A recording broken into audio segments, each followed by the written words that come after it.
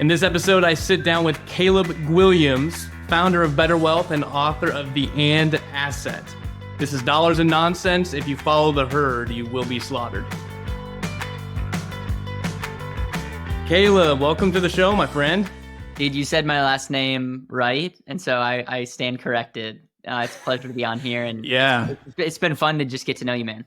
How many people think that your last name is actually pronounced Williams, like with a silent G-U? I mean, my parents got their last name messed up at their wedding, so I have a ton of empathy for all the people that look at my last name and have no idea what to do. What I like to tell them is think of guacamole.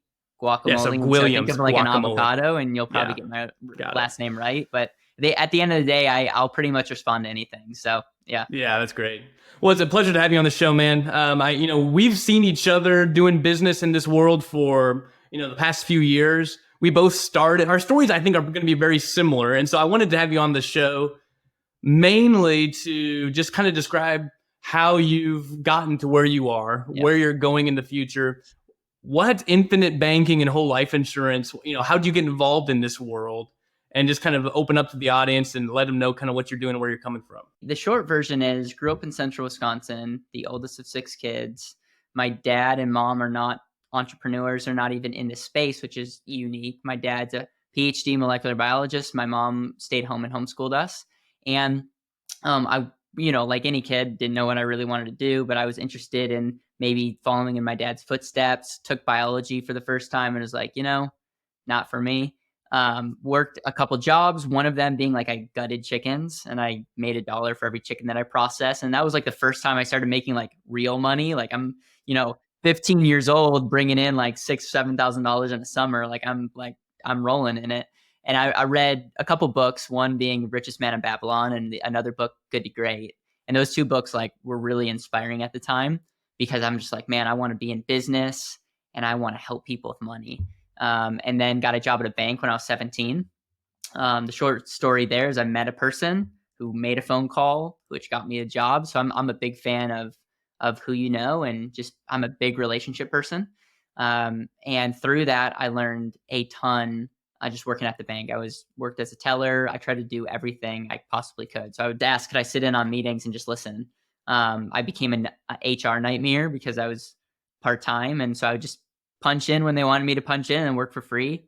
I was the teller that was having conversations with the CEO of the bank to see how. I feel like this is 100% homeschooler, by the way. Yeah. I don't think you do this. If you came out of the public school, you're not wanting to sit in meetings, Total homeschool vibes for sure. That's but for I sure. I just understood that money was going to follow value. And I knew that I was in an environment that had massive potential to launch my ability to create value.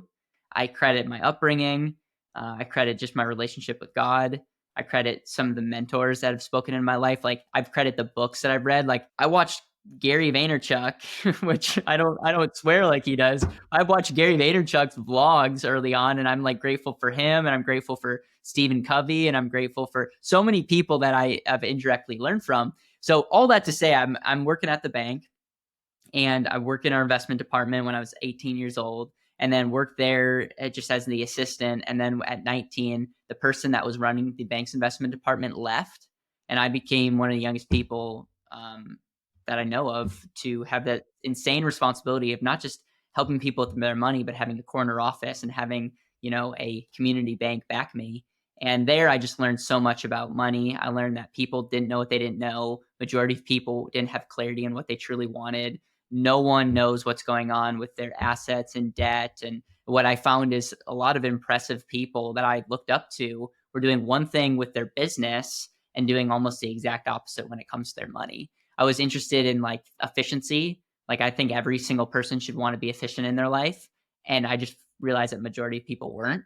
And that's when I started learning about life insurance. And I was very turned off about it when I first learned about it, because I was just like, I came up from very much the Dave Ramsey. Cool. I assumed Dave Ramsey was going to come up at some point. Yeah. I went through Dave Ramsey stuff, and so I didn't know what I did too. Know. By the way, in high school, I went through Dave Ramsey stuff, and I was actually turned off by him because I also went through Robert Kiyosaki stuff, and was definitely like, I think this is the way to go.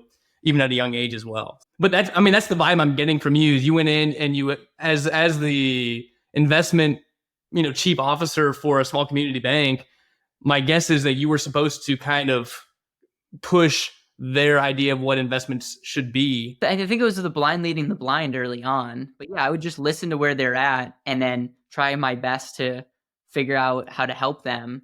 And that's when I learned about whole life insurance.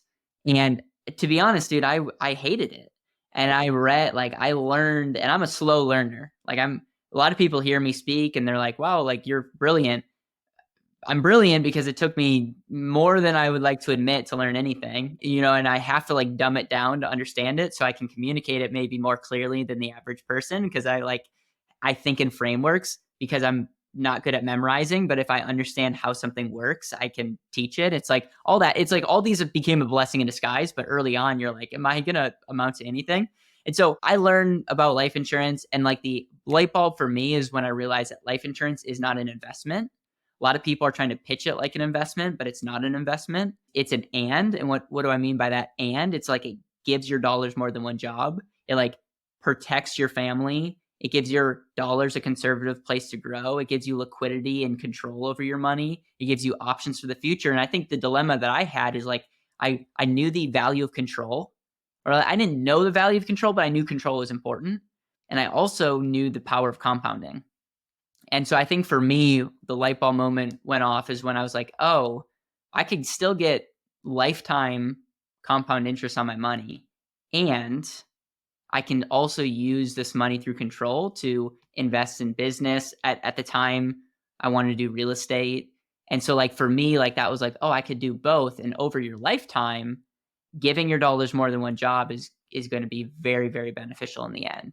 Was that early on in your career too? Yeah, very early on. And it was a lot of people read the And Asset book and it's just like, hey, this looks like a fourth grader wrote it. Yeah, it's probably accurate. But that totally launched me to be able to speak on stages, gave me a platform, and definitely early on helped a lot of people. And so yeah, I mean, it's been a blessing. And I've read the book, and you do a very good job simplifying things and then getting people to understand this is what we're actually doing. And that's the thing. Clarity is the instigator of change. Like it's hard to make change in life if you're unclear about what's going to happen down the road.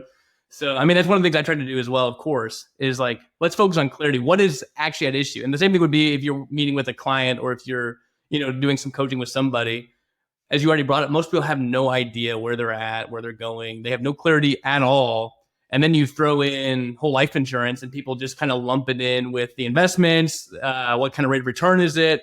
They're trying to find clarity is what they're trying to do. A lot of times they're innocent too. Now, half the population, I would say, is not innocent. They're asking questions as a tax and to try to disprove things. But a lot of the people who come and talk to our teams and to ourselves are probably innocent. They're looking for clarity, but they bring in a whole bunch of confusion with them to what you and I would say now is actually a very simple idea. It's just been convoluted by, the noise that we hear in the world. And honestly, I think advisors in our shoes are part of the big problem because we like to try to create magical wording and examples and presentations to get people to take action.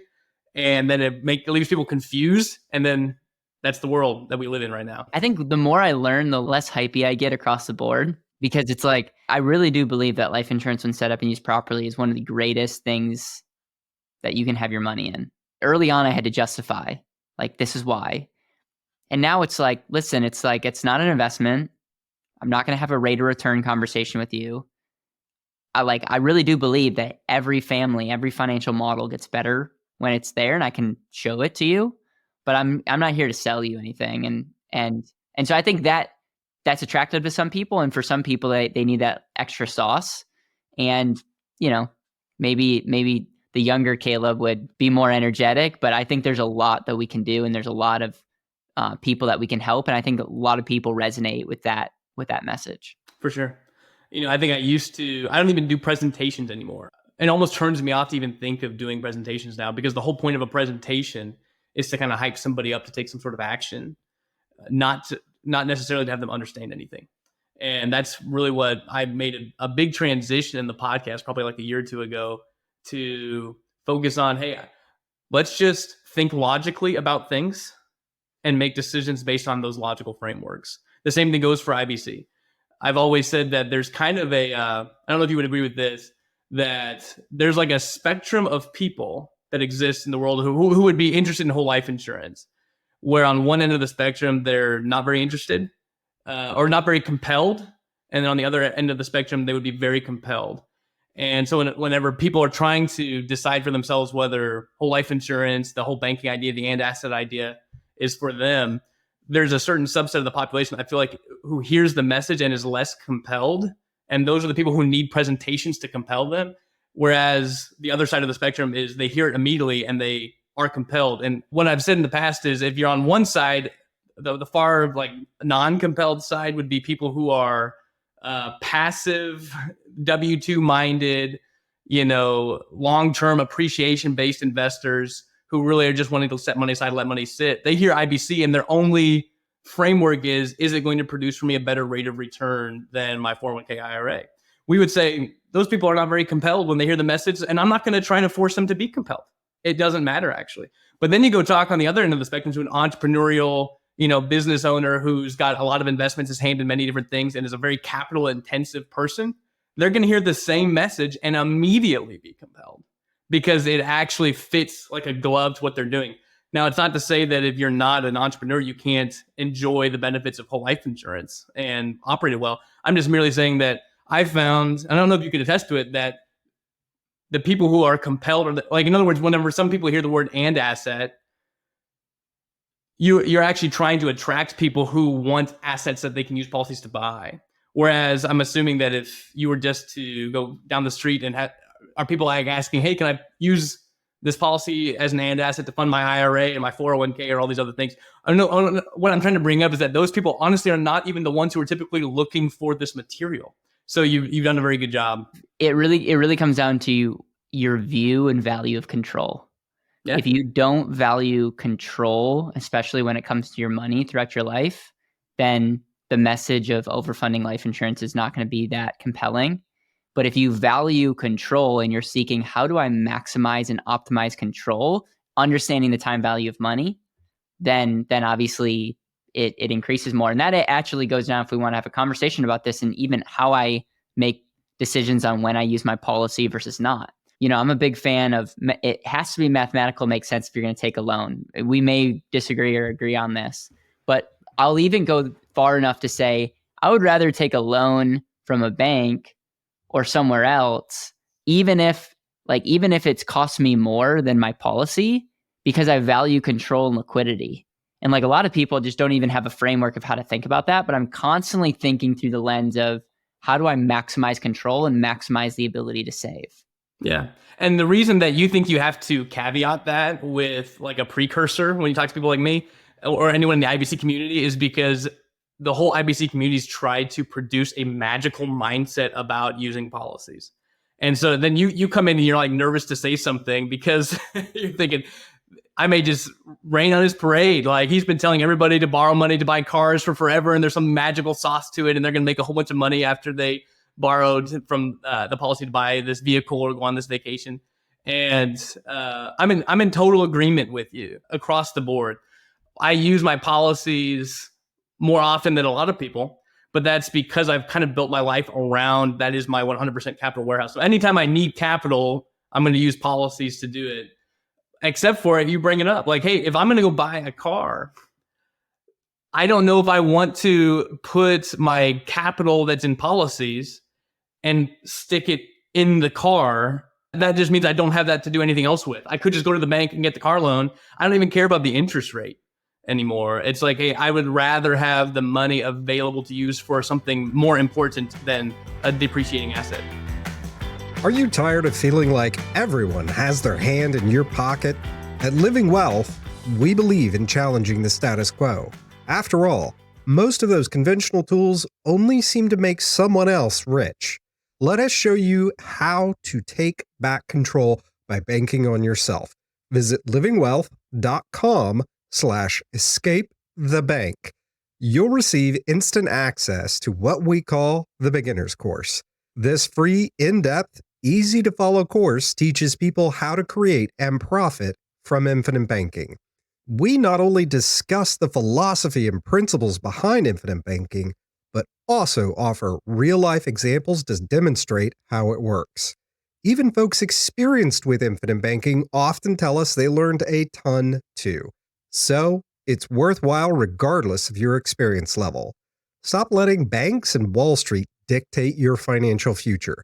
Again, that's livingwealth.com/escape the bank to gain access to the free course today. Now back to Nate and Holly.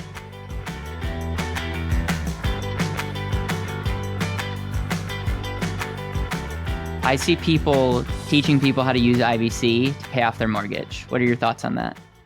I've been very against it for quite some time. I've never been a huge fan of sticking hundreds of thousands of dollars of your liquid capital into your house. There's always multiple ways to approach any situation. And I think an example of this is like paying off debt. We could go mathematical, but with people that have bad debt, usually it's not a math problem. Usually it's a heart problem. So I always you have to be careful when you try to like apply math in certain aspects, because majority of your personal financial life has nothing to do with math. And this is coming from someone that's like very mathematically inclined. Most financial problems exist because of psychological issues, not because of like any sort of logical framework. And I think you maybe were referring to that time where I remember watching a video with Dave Ramsey and Ben Shapiro, where he was talking to, or Ben asked him, like, in your model, Dave, you go through this debt snowball where you start with the lowest amount debt and then move up from there. But technically, mathematically, it would make more sense to start with the highest interest debt. You'll get your debt paid off faster. So why don't we just do it that way? He had the same exact response that you did, which was essentially like, hey, if they have bad debt, if they have credit card debt, they didn't get into it because they were thinking of math. There's a psychological problem there. And that's what I brought up too with IBC and some of the things that people get involved with. Many times people want to get certain things proven. I'm like, we can prove things, but psychologically, that's actually what matters more than math. Most people fail financially because of psychological problems, not because they didn't understand the way money worked. Here's the way that I explain this is you have your money's got to reside somewhere. And there's no better place long-term that's safe, that has creditor protections, that I believe when you factor in the growth long-term, if you look at the internal rate of return, when you factor in other things like taxes and cost of insurance, like you're getting a place that's a pretty amazing rate of return. But then also I just think life insurance, when set up and used properly, enhances every part of your life, including when you pass away, to options in the future. So like we have to understand the value of life insurance, and it cannot just be a rate of return. Like if all you cared about is rate of return, then you could make arguments that you could leverage it somewhere else. But if people have an appreciation of having their money in life insurance for the long-term benefits, and they understand that's part number one. Part number two is your greatest financial need is your need for using money throughout your life. Like a majority of people going to spend a lot more than they ever save. And so for the second area, I'm just looking at opportunity cost of everything that we do. My first question is, should I buy this thing? Because a lot of people are buying cars, homes, going on vacations, and they shouldn't be doing that activity to begin with. So it's like, it doesn't matter how you pay for it. It's like, you probably shouldn't do that to begin with. But assuming that you're like really good with your life and like, this is where I want to go, then it's what's the most efficient way to purchase that thing when you take into account, 30, 40, 50 years. And so for me, it just goes back down to, my money is in my policy, but I don't necessarily combine the it's going to grow and all these things with the borrowing decision, because they're two separate decisions for me. If I'm going to utilize the policy, I need to understand that there's a cost to that and there's a benefit for using. And so for me, every decision that I use my quote unquote policy for, I need to know that there's a control cost and then there's a benefit. And it might not be a mathematical benefit, but I need to be able to justify that there's a cost to this decision and a benefit. And then I just look at, is there other places that I should use that money, like a bank or credit union with cash and other things? And that's how I ultimately decide. But then I take it a step further and say, math would say, if you can borrow at 5 and earn 7, that's a 40% rate of return on your money. It's costing you 5 to earn 7% in that 1 year, that's 40%. So the question that people would have is like, should I use my policy? And I will never, ever, to the day I die, give advice on if you should use your policy or not, because that kind of is a gray area for me. But for me, I would say, heck no. I would rather give up the extra 2% or the 40% on that equation to just keep more control of my money. And if I'm going to use my money, it's going to be, number one, get me really clear about where we're going, like helping me live out that intentional life, or it's going to be a far greater rate of return than a few percent. So I would rather make less money year to year with more control than have all my money kind of like tied up and then the inability to say yes to that business or acquisition or thing. That's, by the way, this is not advice to like what you should do. That's just like how I view it. No, let me see if I can put it back to you. So you're saying like, hey, let's say I can borrow for my policy at 5 to go do something that you want to do that's going to better your life, and you've already made the decision. It's a great opportunity, right? But you're saying you have access to some sort of funds from somewhere else at 7%. Is that what you're trying to describe? No. I'm saying if I could, if I could borrow at 5 and earn 7, in that equation, I would make 40% of my money. Right. Okay. What you could say is you should do that all day long. And what I'm saying is, well, if you do that all day long, you might be not able to say yes to the 20% rate of return. Oh, you're right. Okay. 100% agreed then. Yeah. Like in every way. That's where it's like majority of people, they're tying up all their money in like mutual funds or investments, and they're going to get average returns with probably more risk than like the real good investors. And they have no opportunity to really create a life-changing decision because all their money's always tied up. For me, it's like, that's why I'm a big fan of life insurance. I have lots of money that's sitting ready to be deployed, but it also allows me to show up powerfully in business, knowing that if everything hits the fan, I have years that I could survive, and it allows me to make maybe more risky or more calculated business decisions long-term than having to make monthly business decisions based on, can I be able to pay my mortgage? Yeah, I definitely agree. In fact, I even have a term for what you just said based on a book why can't I remember the name of it? Everyone who listens to my podcast probably remembers the book because I keep bringing it up. Who's the guy who wrote the book, The Black Swan, and Nassim Taleb? Yeah. Okay. Yep. Taleb. It was, man, which one was it though? Anti-Fragile. Yeah. Anti-Fragile. Okay. The book, yep. Anti-Fragile. Thank goodness I thought of it. He describes, he was a hedger, and so he's very risk oriented, understanding where do I have a high probability of gain with a low probability of loss, and he called that the barbell idea, where he felt like you should live your life on the barbell, where on one side you have, your safe, liquid, accessible capital that's growing in a safe environment, and you skip over the middle. You don't spend any time in the middle, and you only use your capital to go do things with a very high potential return, potentially a life-changing or unlimited upside with a known or low downside. And he called that kind of investing in the barbell. And I've been promoting that, to our audience really, which is saying I pass over 8 to 10% deals all day. Like I don't even get out of bed for those because I'm only looking to do the barbell deals, which would be deals that have essentially unlimited upside or a very high level of upside, most of them with a known downside or a low risk of downside. And honestly, and I know everyone wishes I say this and they all come to me like, Nate, well, give us an example of a barbell deal. Where do I find these barbell deals? I have an example. Yeah. I can give you one too, but one of the things I was going to say though is that normally barbell deals are created. They are not off the shelf. Yep. So normally it is either a business you're a part of or business you're going to start, or it's a deal you make with somebody. I've used like commercial real estate syndications as like an idea of this, not as a barbell deal, but essentially what I'm saying is to the person who started the commercial real estate syndication firm, them getting your money is a barbell deal. They don't have any money in the game and they have all this upside. So their risk of loss is very low. Their chance of making a ton of money is very high. And you are investing in the middle. Like it's a middle of the deal. You actually take all the risk that the thing could go under and you could lose all your money.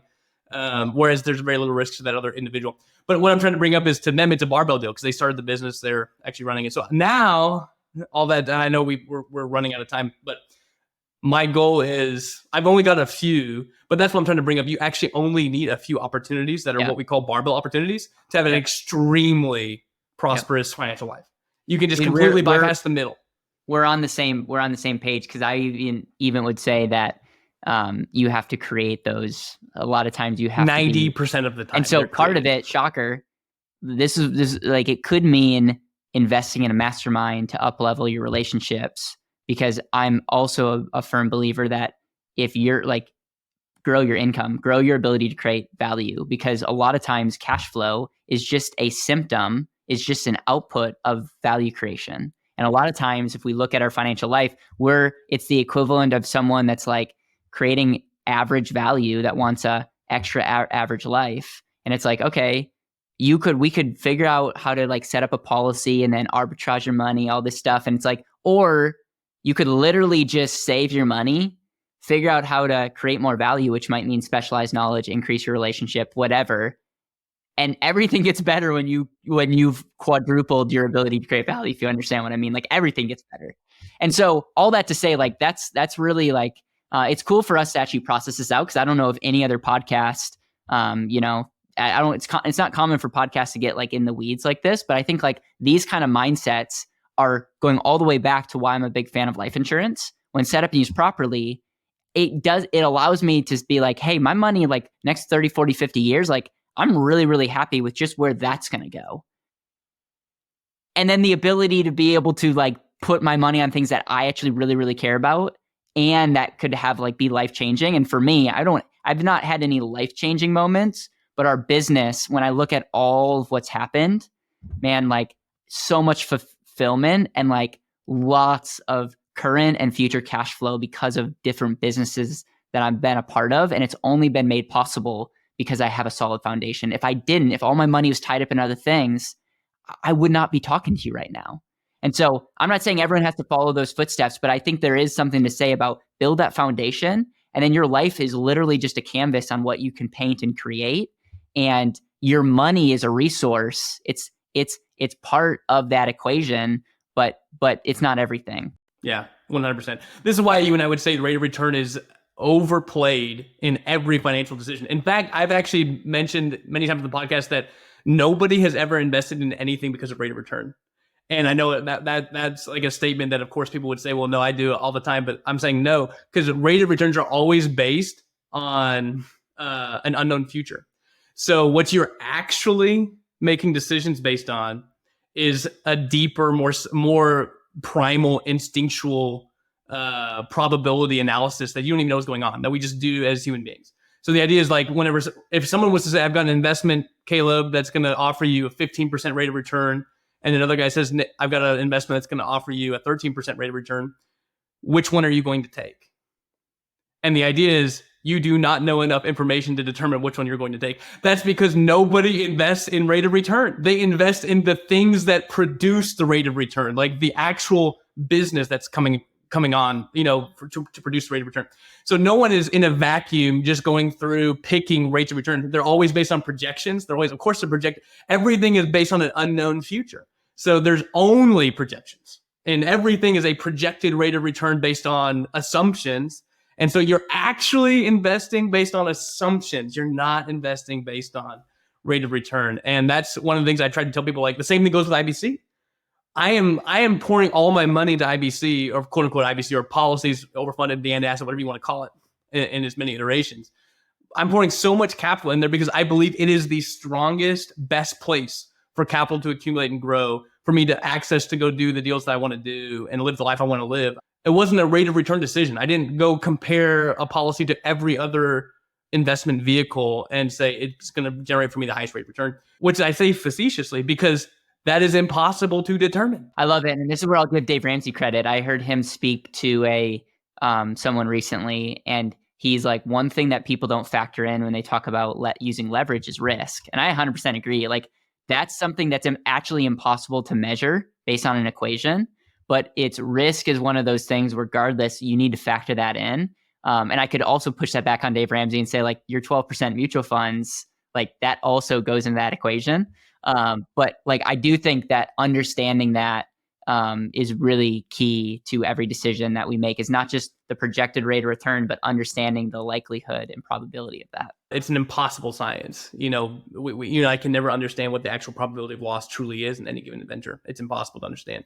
But that's one of the reasons why I try to tell people, I think you would agree with this, that I'm willing to, in fact, I enjoy using a little bit of other people's money to allow me to remain more liquid. I think that's kind of what you were bringing up earlier.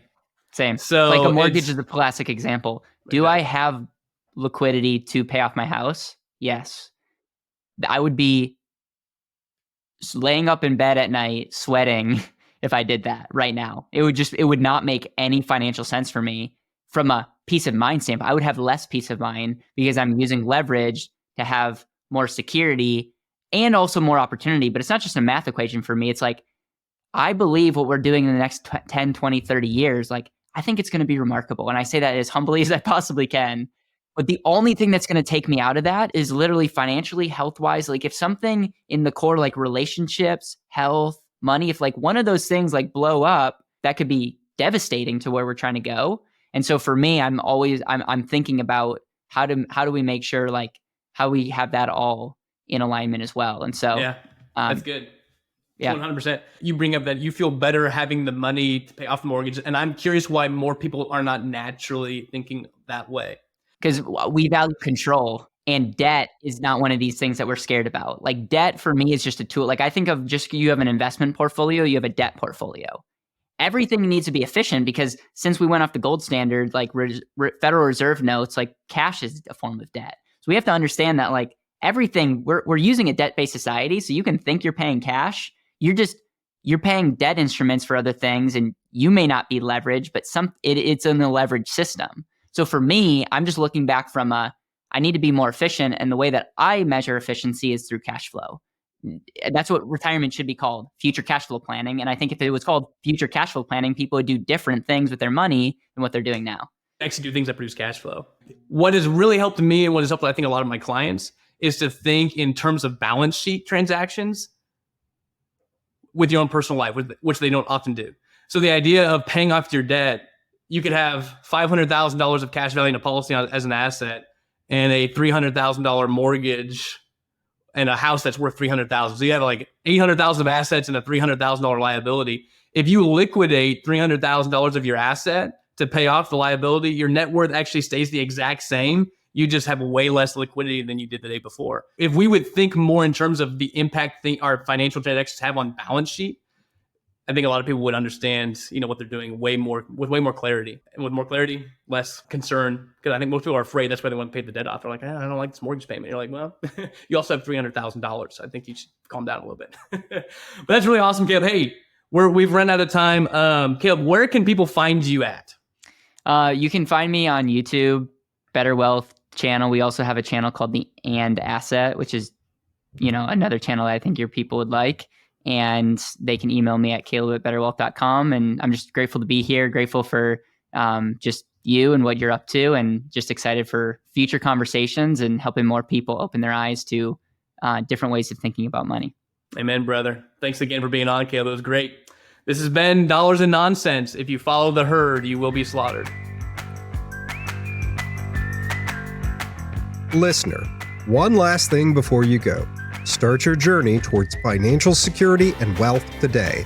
Visit livingwealth.com/escape the bank.